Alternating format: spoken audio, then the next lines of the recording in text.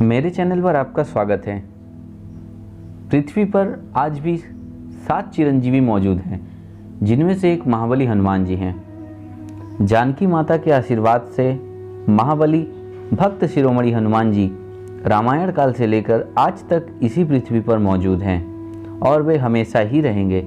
सीता माता के आशीर्वाद से अमर भक्त हनुमान जी रामायण काल से भक्तों की सहायता करते आ रहे हैं और आगे भी करेंगे।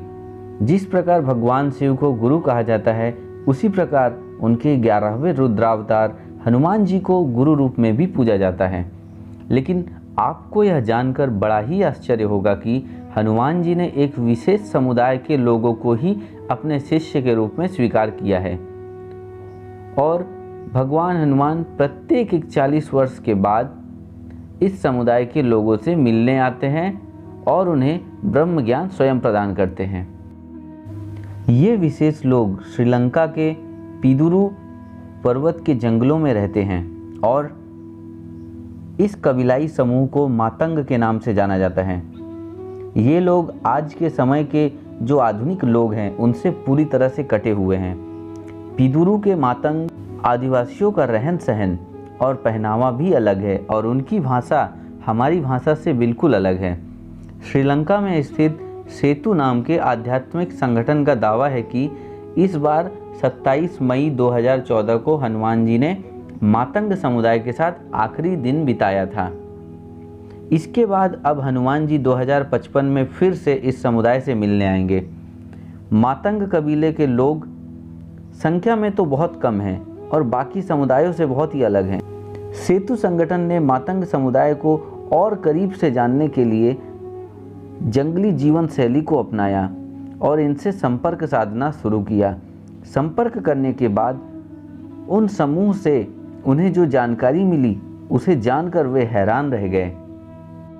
अध्ययनकर्ताओं के अनुसार हनुमान जी के साथ मातंगों के रहस्यमयी तथा विचित्र संबंध हैं।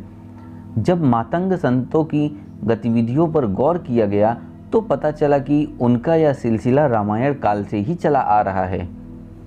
मातंग समुदाय की एक विचित्र प्रकार की गतिविधियां प्रत्येक 41 वर्ष के बाद ही सक्रिय होती है।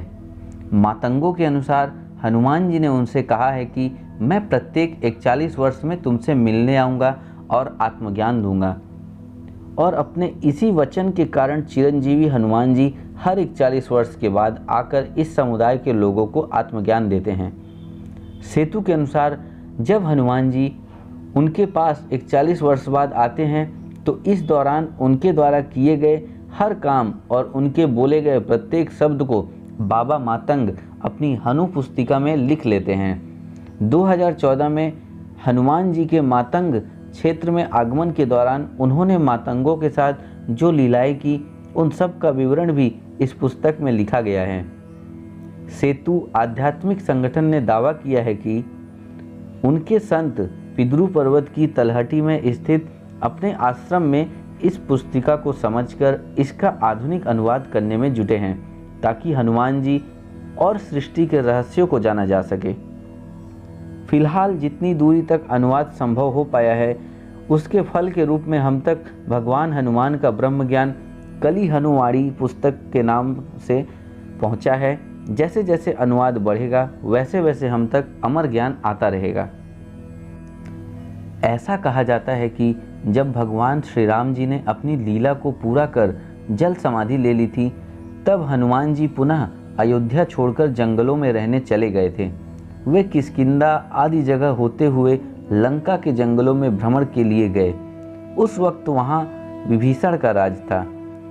पृथ्वी पर 7 चिरंजीवी में से एक विभीषण भी हैं जो उस समय मौजूद थे और हमेशा मौजूद रहेंगे।